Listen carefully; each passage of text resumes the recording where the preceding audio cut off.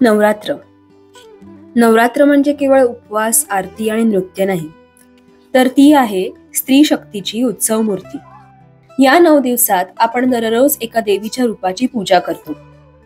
पण जर त्या देवीच्या गुणांना आपल्या इतिहासातील महान स्त्रियांची जोडून पाहिलं तर भक्तीला नवं परिमाण मिळेल, नाही का? शब्दसंवादच्या या नवरात्री विशेष मालिकेत मी श्रद्धा राणे पवार आपलं स्वागत करते. नवरात्रीच्या 8व्या दिवशी आपण महागौरीच्या पवित्रतेचा आणि सौंदर्याचा अनुभव घेणार आहोत.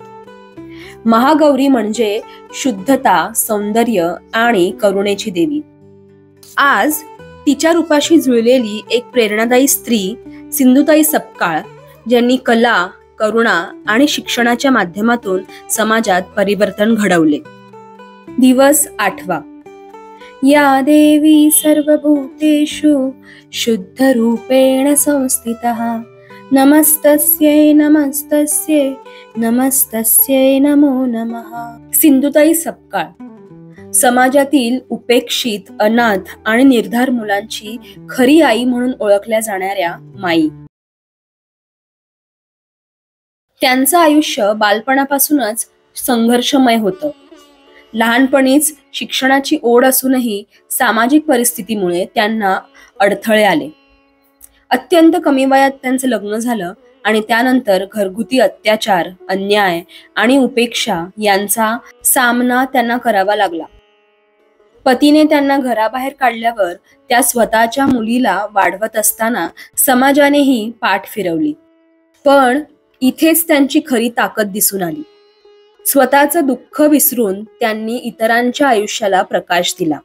रस्त्यावर, झोपडपट्ट्यांमध्ये, रेल्वे स्थानकांवर भटकणारी निराधार मुलं त्यांनी आपल्या कुशीत घेतली आणि मातेसमान माया दिली.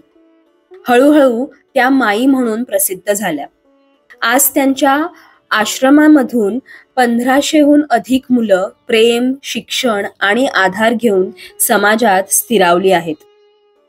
त्यांच्या अद्वितीय कार्याचं आणि संघर्षमय जीवनाचं चित्रण 2010 साली प्रदर्शित झालेल्या मी सिंधुताई सपकाळ या मराठी चित्रपटात सशक्तपणे दाखवलं गेलं आहे.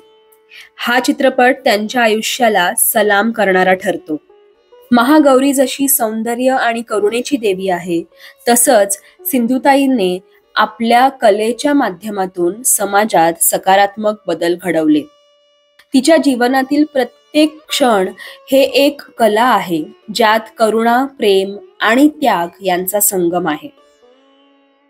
महागौरीच्या पवित्रतेचा आणि सौंदर्याचा अनुभव घेऊन सिंधुताईच्या जीवनातून आपण शिकावं की संकट आली तरी आपली अंतर्गत पवित्रता आणि करुणा टिकवली पाहिजे. या नवरात्रीच्या 8व्या दिवशी आपण ठरवूया आपल्या अंतर्गत सौंदर्य आणि करुणा वाढवायची. जय देवी महागौरी, जय सिंधुताई सपकाळ. चला तर मग भेटूया उद्याच्या भागात. हा व्हिडिओ शेवटपर्यंत ऐकल्याबद्दल तुमचे खूप खूप धन्यवाद. नवरात्री उत्सवाच्या तुम्हाला खूप खूप शुभेच्छा.